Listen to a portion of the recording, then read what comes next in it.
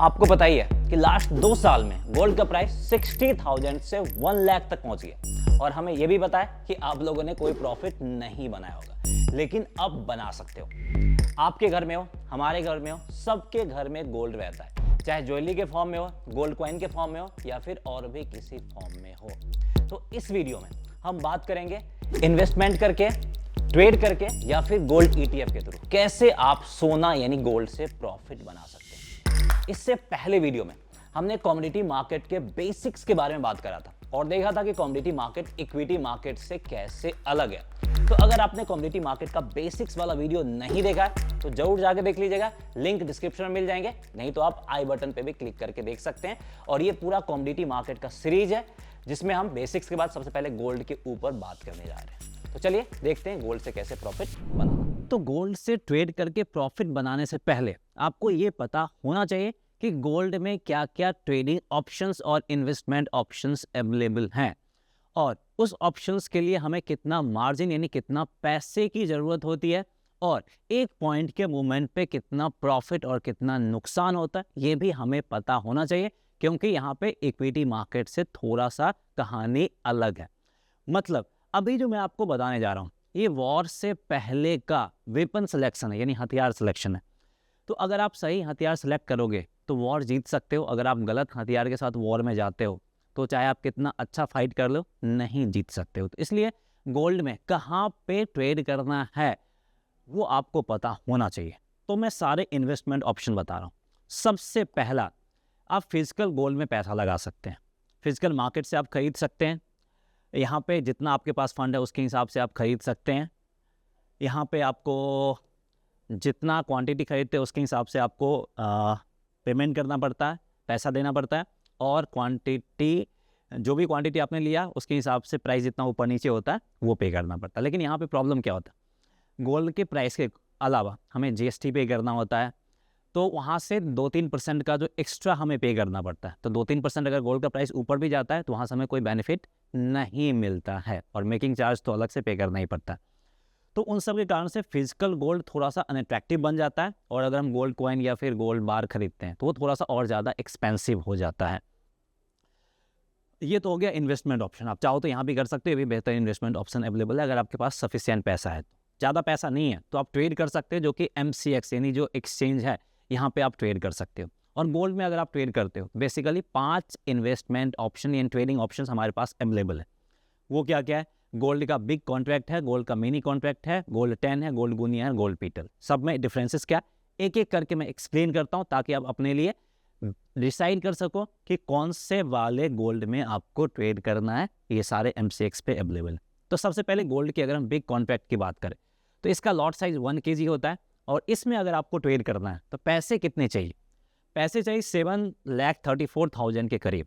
और ये पैसा फिक्स नहीं है, गोल्ड का प्राइस अगर आपका ऊपर जाएगा तो ये जो मार्जिन है ये आपका और ज़्यादा लगेगा, गोल्ड का प्राइस अगर नीचे जाएगा तो ये पैसा और कम लगेगा।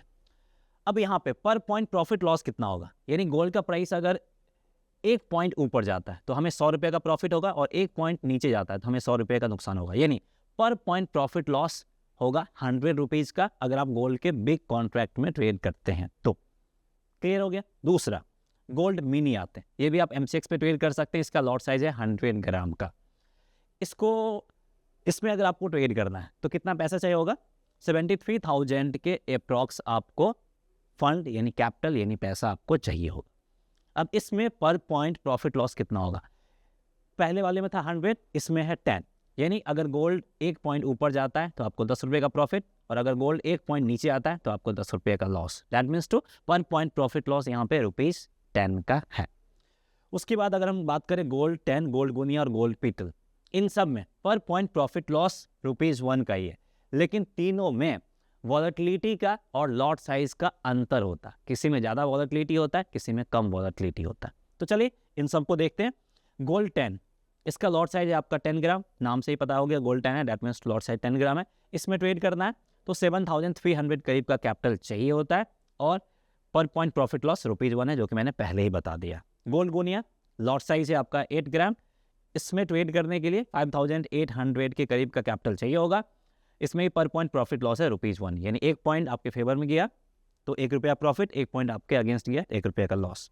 गोल्ड पीटल की बात करें तो यहाँ भी आप MCX पे ट्रेड कर सकते हैं। लॉट साइज है 1 ग्राम, सिर्फ 731 रुपये चाहिए होगा। इसमें वॉलेटिलिटी बहुत कम रहता है और यहाँ भी पर पॉइंट प्रॉफिट लॉस आपका ₹1 का है। इसके बाद गोल्ड ETF, जैसे आपका निफ्टी ETF रहता है, बैंक निफ्टी ETF रहता है, मल्टीपल फॉरेन मार्केट वाला ETF रहता है, तो वैसे ही गोल्ड का ETF अवेलेबल है NSE और BSE पे। इसमें भी आप इन्वेस्टमेंट कर सकते हैं। और आपको पता ही है ETF that means to exchange traded fund, इसमें यूनिट में काम होता है। तो जितना यूनिट लोगे और जो यूनिट का मार्केट प्राइस है उसके अकॉर्डिंग आपको पे करना पड़ेगा, और जो भी अप एंड डाउन प्राइस में होगा उसके अकॉर्डिंग आपको प्रॉफिट लॉस देखने को मिलेगा। जस्ट लाइक शेयर्स और स्टॉक्स, ये आपका गोल्ड ETF भी उसी तरीके का हो गया। तो ये सब देखने के बाद आपको डिसाइड करना है कि गोल्ड के जो इन्वेस्टमेंट और ट्रेडिंग ऑप्शन है कहाँ पे आपको पैसा लगाना है, और इसका क्लियर कट फोटो का लिंक आपको डिस्क्रिप्शन मिल जाएगा, जहाँ पे जाके आप इसको चाहो तो डाउनलोड भी कर सकते हो। अगर आप सोच रहे कहानी यहीं पे खत्म हो गई, नहीं खत्म हुई है, और मेरा काम है कि आप तक कंप्लीट इंफॉर्मेशन पहुंचाना। तो गोल्ड में हमने देख लिया कि क्या क्या ट्रेडिंग और इन्वेस्टमेंट ऑप्शंस अवेलेबल है, लेकिन अभी तक ये हमें नहीं पता चला है कि गोल्ड का प्राइस क्यों ऊपर और नीचे जाता है। अगर हम निफ्टी की बात कर ले, बैंक निफ्टी की बात कर ले, तो प्राइस क्यों ऊपर नीचे जाता है, हर एक के पीछे का रीजन और लॉजिक होता है। तो ऐसे ही गोल्ड का प्राइस क्यों ऊपर नीचे जाता है, उसके पीछे का भी रीजन और लॉजिक है।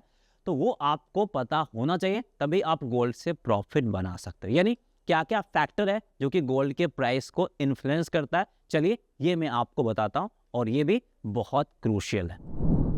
तो यहाँ पे आप क्लियर कर देख सकते हैं क्या क्या फैक्टर है जो कि गोल्ड के प्राइस को इन्फ्लुएंस करा है। तो यहाँ पे मैं आपसे सवाल पूछना चाहूँगा, लास्ट 2 साल में आपने देखा है कि गोल्ड का प्राइस 60,000 से लेके 1 लाख तक पहुँच गया। तो इतनी तेजी से प्राइस क्यों बढ़ा है, उसके पीछे का रीजन क्या आपको पता है? तो चलिए सबसे पहले वही रीजन बताता हूँ, फिर आपको ये सारा फैक्टर समझ में आ जाएगा। तो लास्ट 2 साल में हमने क्या देखा, वॉर और कन्फ्लिक्ट किसके बीच में, रसिया यूक्रेन के बीच में देखा, और फिर इजराइल और ईरान के बीच में वॉर देखा, जो कि ये दोनों वॉर काफ़ी लंबा चला है। इसमें US इनडायरेक्टली इन्वॉल्व था और यूरोपियन कंट्रीज भी इनडायरेक्टली इन्वॉल्व थे। इनडायरेक्टली या डायरेक्टली आप बोल सकते हैं, इन्वॉल्वमेंट था। इसके कारण से क्या हुआ, गोल्ड का प्राइस तेजी से ऊपर गया। दैट मीन्स टू, जब भी वॉर और कॉन्फ्लिक्ट होगा गोल्ड का प्राइस तेजी से ऊपर जाएगा। क्यों ऊपर जाएगा, रीजन बताता हूँ। क्योंकि गोल्ड को सेफ हेवन माना जाता है। यानी जैसे ही वॉर होता है इक्विटी मार्केट आपका नीचे गिरता है, और इक्विटी मार्केट से पैसा निकल के गोल्ड में जाता है, क्योंकि सबको पता है कि गोल्ड एक सेफ हेवन है, गोल्ड का प्राइस ज़्यादा नहीं गिर सकता है। अल्टीमेटली ये आपका ऊपर ही जाएगा, थोड़ा कम रेट से ऊपर जाएगा, लेकिन ऊपर जाएगा। तो इसलिए इक्विटी मार्केट से पैसा निकल के इस तरफ जाता है जब भी वॉर कॉन्फ्लिक्ट होता है, इसलिए यहाँ पे वॉर कॉन्फ्लिक्ट के टाइम पे प्राइस ऊपर जाता है। तो प्राइमरी रीजन है कि जब भी वॉर कॉन्फ्लिक्ट होगा मेजर इकोनॉमी में, तो गोल्ड का प्राइस काफ़ी शार्प तेजी से कम टाइम में ऊपर जाएगा। उसके बाद अगर हम बात करें ग्लोबल क्राइसिस, चाहे 2008 का क्राइसिस हो या फिर जो हमने अभी देखा था पेंडेमिक हुआ था कोरोना वाला, ये सब भी गोल्ड के प्राइस को काफ़ी तेजी से इन्फ्लुएंस करता है। और इन सब रीजन के कारण से गोल्ड का प्राइस बहुत कम टाइम में बहुत ज़्यादा ऊपर नीचे करता है। ठीक है। उसके बाद पॉलिटिकल अनसर्टेनिटी, जो मेजर इकोनॉमी है या फिर जो गोल्ड के प्रोड्यूसर कंट्रीज है और जो गोल्ड के कंज्यूमर कंट्रीज है, उन सारे कंट्रीज में अगर कुछ मेजर पॉलिटिकल अनसर्टेनिटी आता है, गवर्नमेंट चेंजेज होते हैं, मेजर पॉलिसी चेंजेज होते हैं, माइनिंग बंद कर दिया जाता है, कुछ भी होता है, तो वो गोल्ड के प्राइस को इन्फ्लुएंस करता है। तो सबसे मेन रीजन ग्लोबल और पॉलिटिकल फैक्टर है जो कि गोल्ड के प्राइस को बहुत ज़्यादा इन्फ्लुएंस करता है। तो गोल्ड में ट्रेड करना है तो आपको ग्लोबल पॉलिटिक्स के बारे में थोड़ा सा अपडेट रहना होगा। दूसरे फैक्टर के ऊपर अगर हम बात करें तो वह है आपका इकोनॉमिक फैक्टर, और ये economic factor through out the year gold के प्राइस को धीरे धीरे कंटिन्यूसली ऊपर ले जाता है और नीचे लाता है। यानी इकोनॉमिक फैक्टर के कारण से गोल्ड का प्राइस इंस्टेंटली ऊपर नीचे नहीं जाता है, 1-2 इंस्टेंसेस को छोड़ के। बाकी US डॉलर, यानी गोल्ड और US डॉलर आपका इनवर्सली रिलेटेड है। अगर डॉलर अदर करेंसी के अगेंस्ट अपना स्ट्रेंथ लूज करता है तो ये गोल्ड के लिए पॉजिटिव है और गोल्ड का प्राइस ऊपर जाता है। वहीं अगर डॉलर अदर करेंसी के अगेंस्ट अपना स्ट्रेंथ गेन करता है तो गोल्ड के लिए नेगेटिव और गोल्ड का प्राइस नीचे आता है। तो US डॉलर और गोल्ड इनवर्सली रिलेटेड है। ऐसे GDP, इंटरेस्ट रेट और इन्फ्लेशन भी बहुत हद तक नहीं, लेकिन गोल्ड के प्राइस को इन्फ्लुएंस करता है। इसके बाद सप्लाई एंड डिमांड की अगर हम बात करें, ये भी गोल्ड के प्राइस को इन्फ्लुएंस करता है। रिसेंट में, यानी मैंने बताया था लास्ट 2 साल में गोल्ड का प्राइस ऊपर गया, उसके पीछे का वॉर और कॉन्फ्लिक्ट रीजन तो है, लेकिन ये इकलौता रीजन नहीं है। आपको पता होगा कि जो भी सेंट्रल बैंक होते हैं मेजर कंट्री के, चाहे इंडिया की बात कर ले, आरबीआई का, यूएस की फेड की बात कर ले, यूरोपियन कंट्री की बात कर ले, चाइना की बात कर ले, सब क्या रखते हैं? अच्छा खासा गोल्ड रिजर्व रखते हैं। और अभी यूएस के साथ टेंशन चल रहा है, तो ये सारे कंट्री कहाँ पे जा रहे हैं? डी डॉलराइजेशन पे जा रहे हैं। और डी डॉलराइजेशन का सबसे बेहतरीन रास्ता क्या है कि जो डॉलर रिजर्व है उसको कम करो और गोल्ड रिजर्व को इन्हेंस करो, इंक्रीज करो। तो ये सारे कंट्री लास्ट 2 साल में क्या किए? गोल्ड रिजर्व को इंक्रीज किए। यानी ये सारे कंट्री के जो सेंट्रल बैंक होते हैं वो गोल्ड में अच्छे खासे खरीदारी किए, गोल्ड रिजर्व को इंक्रीज किए, डिमांड को बढ़ाएं, जिस कारण से गोल्ड का प्राइस ऊपर गया है। तो लास्ट 2 साल में गोल्ड का प्राइस ऊपर गया है। वॉर कॉन्फ्लिक्ट तो है, लेकिन उससे भी बड़ा रीजन है इन्वेस्टमेंट, यानी डिमांड इंक्रीज हुआ है मेजर कंट्री के सेंट्रल बैंक की तरफ से। इंडिया भी अपना गोल्ड रिजर्व इंक्रीज किया, चाइना भी इंक्रीज किया, रसिया भी इंक्रीज करा है।